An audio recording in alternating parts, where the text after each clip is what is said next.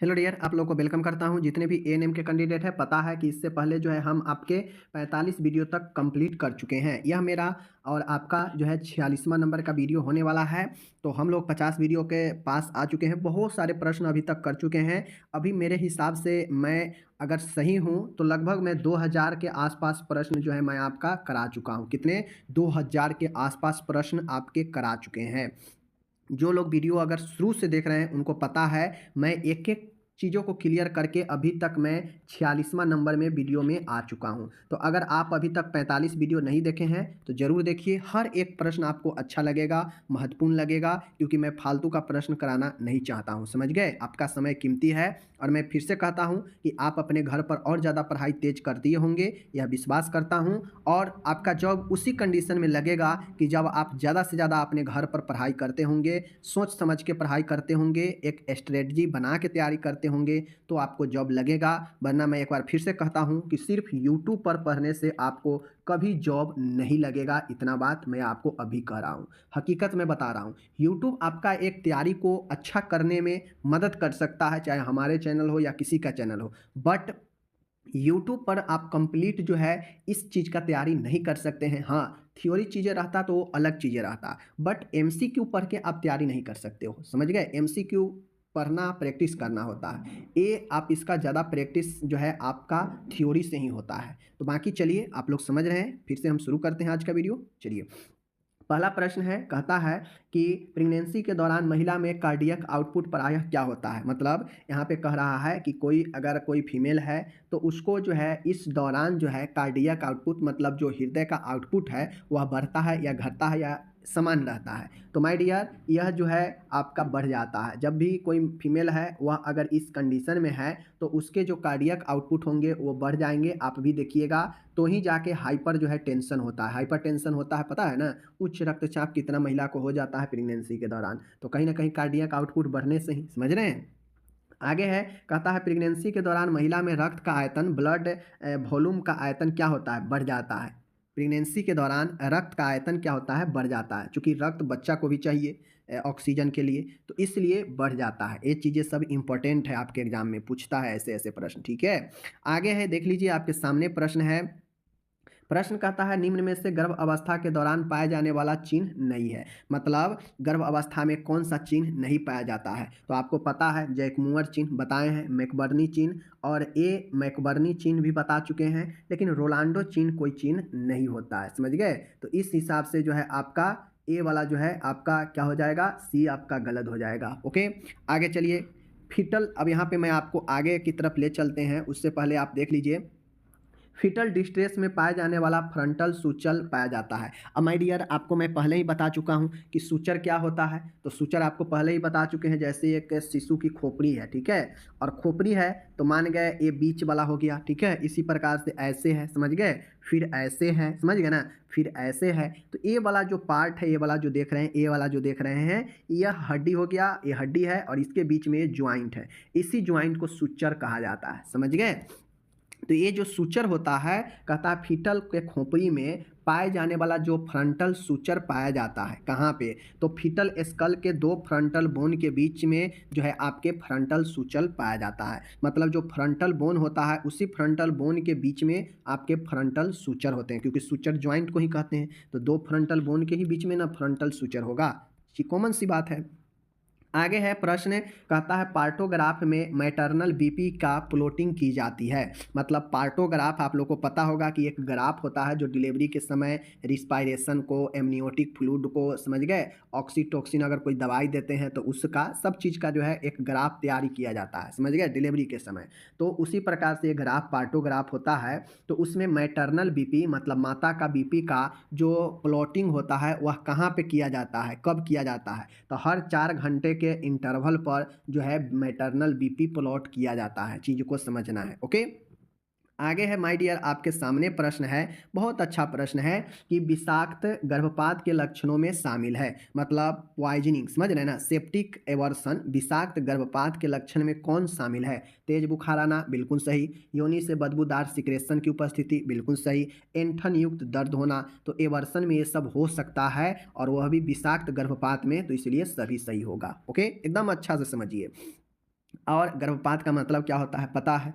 नील गर्भपात की मौजूदगी में महिला में निम्न चिन्ह नहीं पाया जाता है। लीन गर्भपात का मतलब होता है कि लीन गर्भपात करने में मौजूदगी में अगर नील गर्भपात की मौजूदगी में महिला में कौन सा साइन चिन्ह नहीं पाया जाता है, तो फीटल हार्ट साउंड सुनाई देना यह नहीं पाया जाता है नील एवर्सन में। समझ गए, फीटल हार्ट साउंड, समझ गए ना, इस चीज़ को ध्यान में देना है।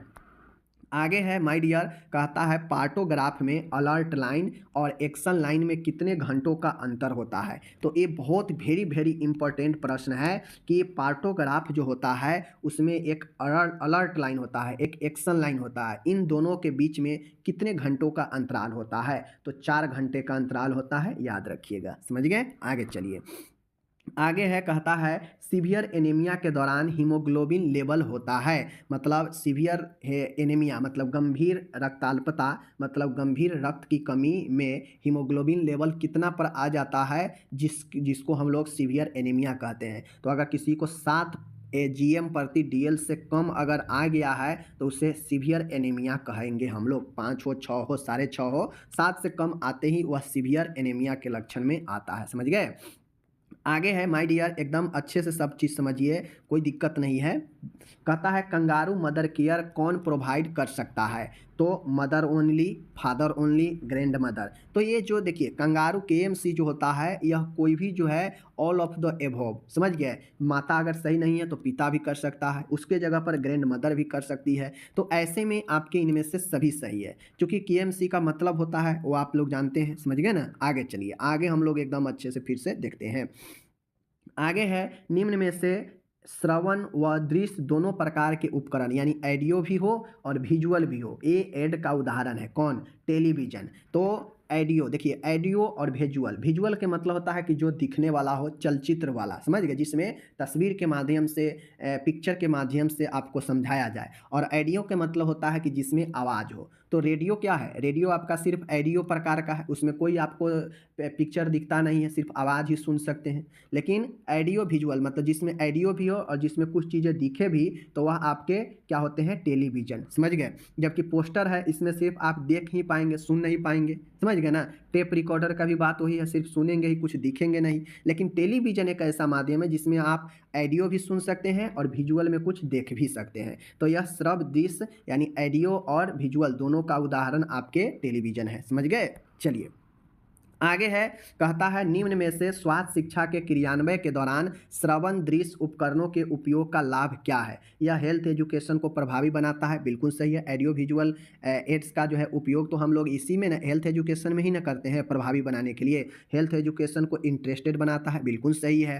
हेल्थ एजुकेशन को यह एक अस्थायी परमानेंट बनाता है, तो बिल्कुल ये बहुत ज़्यादा प्रभावी होता है हेल्थ एजुकेशन में। ओके, आगे देखिएगा, आप लोग को एक एक चीज़ मैं कॉन्फिडेंस के साथ क्लियर कर दूंगा, टेंशन नहीं लेना है, ठीक है ना। रूरल हेल्थ पर स्वास्थ्य संदेशों के प्रसार में निम्न में से कौन सा विधि का उपयोग किया जा सकता है। रोल प्ले, डायलॉग, कठपुतली, पंपलेट जो होता है, समझ गए ना। तो इनमें से सभी, तो रूरल मतलब गांव के क्षेत्र में अगर आपको हेल्थ जो है मैसेज देना है, स्वास्थ्य के बारे में कोई संदेश देना है, या यूं कहा जाए एक प्रकार से शिक्षा देना है स्वास्थ्य के बारे में, तो कौन सी विधि अपनाएंगे। तो अभिनय भी कर सकते हैं, बिल्कुल सही है। डायलॉग दे के भी जो है लोगों को संदेश दे सकते हैं, और कठपुतलियाँ होती है उसको भी जो है आप दिखा के दे सकते हैं। आप लोग देखते भी होइएगा, आपके गांव मोहल्ला में नुकुर नाटक से ये सब आता है, तो वो सब कर कर के दिखाता है ना, बना बना के, तो वही ये सब चीज़ें हैं। समझ गए।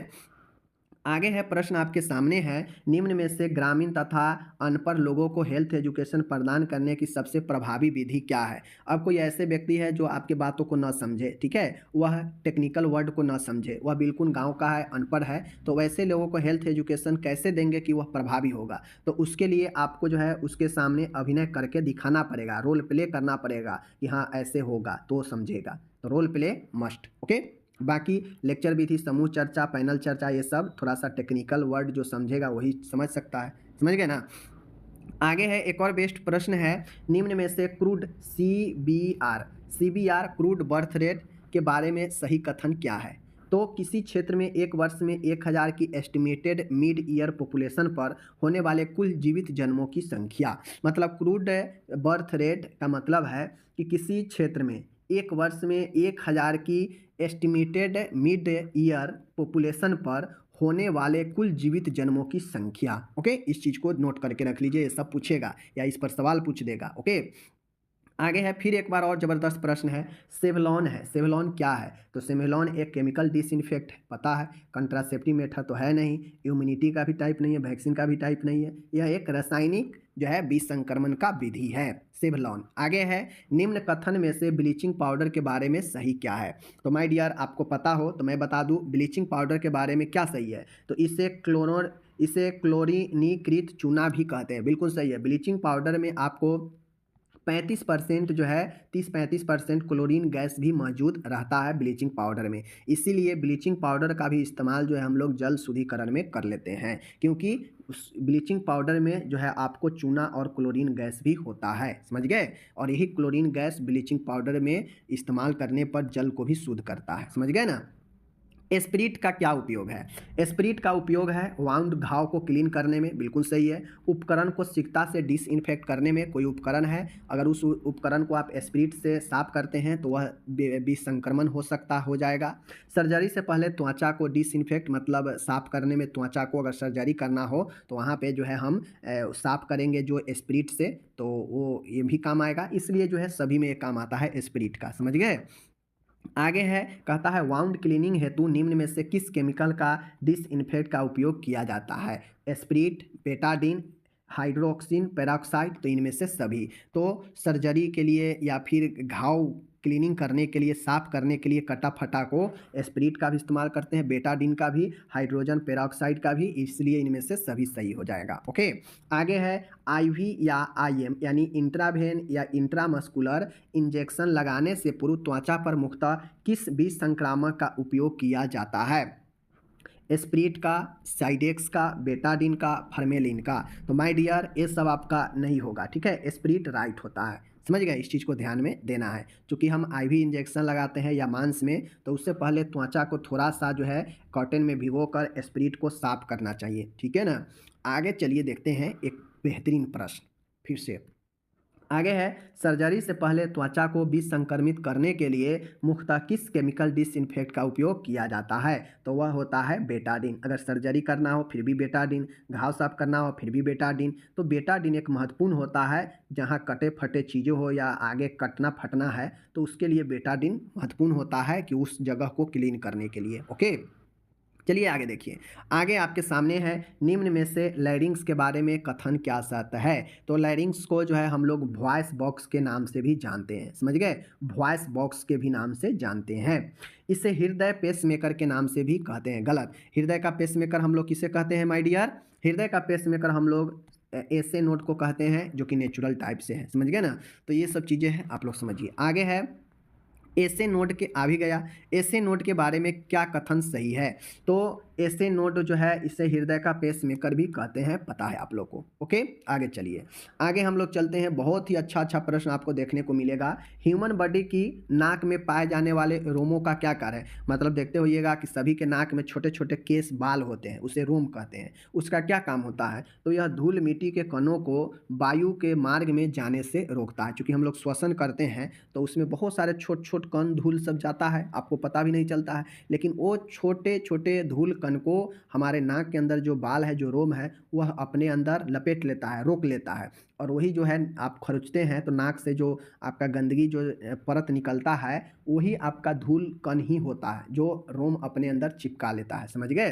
तो जो क्या करता है, वायु मार्ग को अंदर जाम होने से बचाता है। ओके, आगे चलिए देख लीजिए, एकदम आसान लैंग्वेज।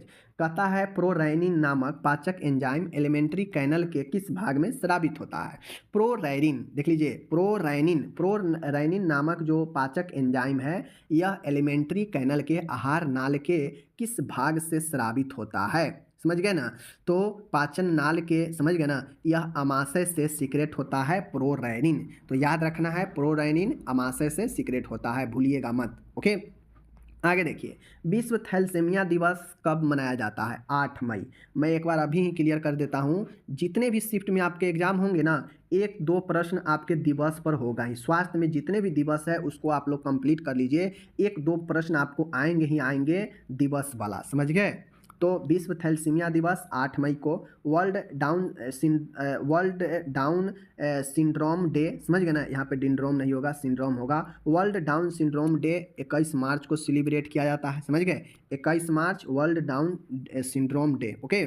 जबकि थैलेसीमिया डे 8 मई। वर्ल्ड अर्थराइटिस डे जो होता है वह 12 अक्टूबर को मनाया जाता है, वर्ल्ड अर्थराइटिस डे, इसको क्लियर करके रखना है।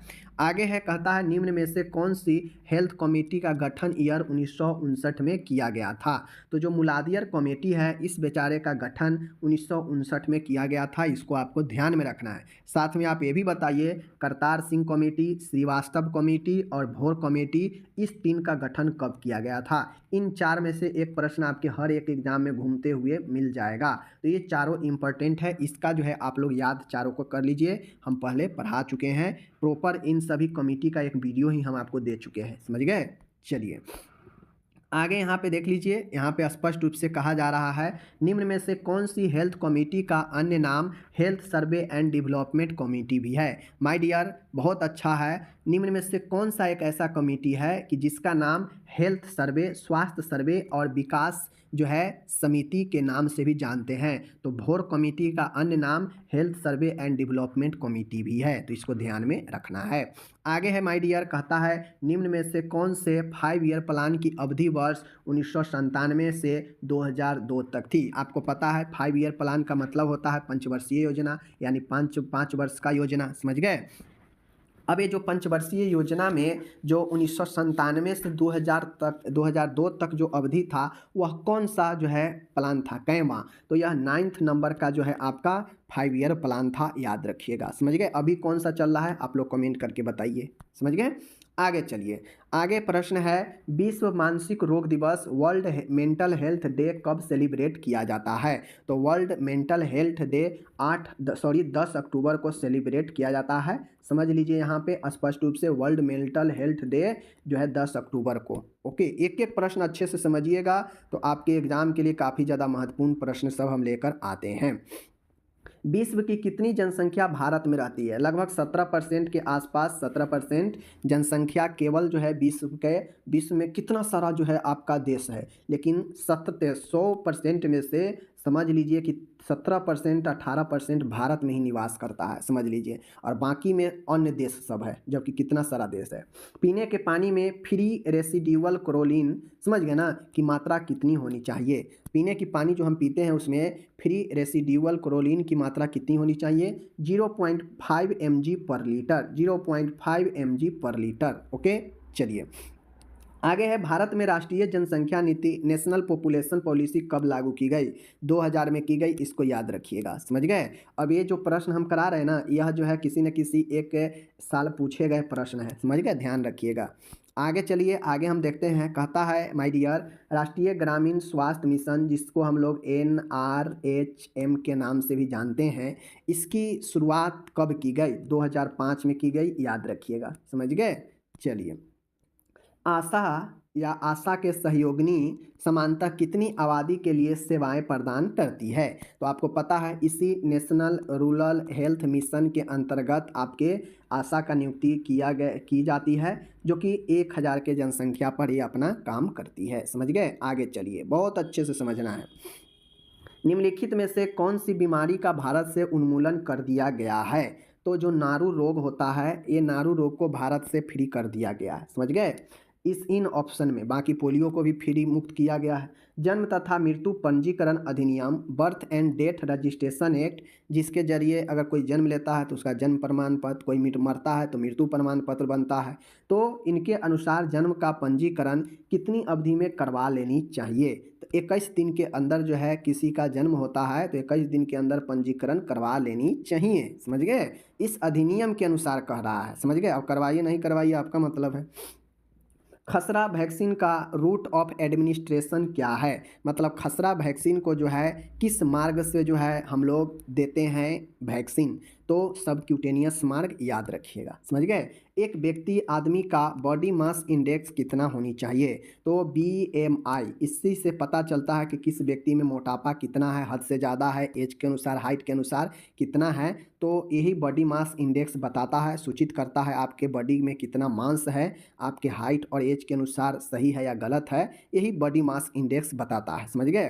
तो एक नॉर्मल व्यक्ति, एक वयस्क में 20 से 25 के बीच अगर आपका, समझ गए ना, अगर अगर 20 से 25 के बीच अगर किसी का बॉडी मास इंडेक्स है तो मतलब वह फिट है, कोई दिक्कत नहीं है, समझ गए।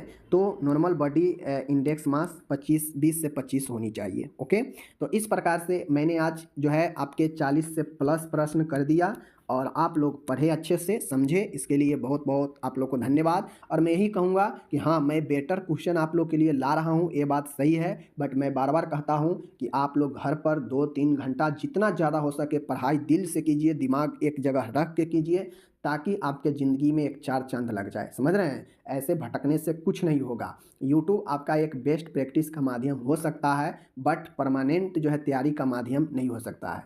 इसलिए मैं कहता हूं कि यूट्यूब पर ज़्यादा समय नहीं दीजिए। जिसका भी चैनल देखते हैं आधे घंटे 1 घंटे जो डेली वीडियो डालता है देख लीजिए, फिर अपना जो है थ्योरी पेपर पढ़ने लगिए, समझ गए।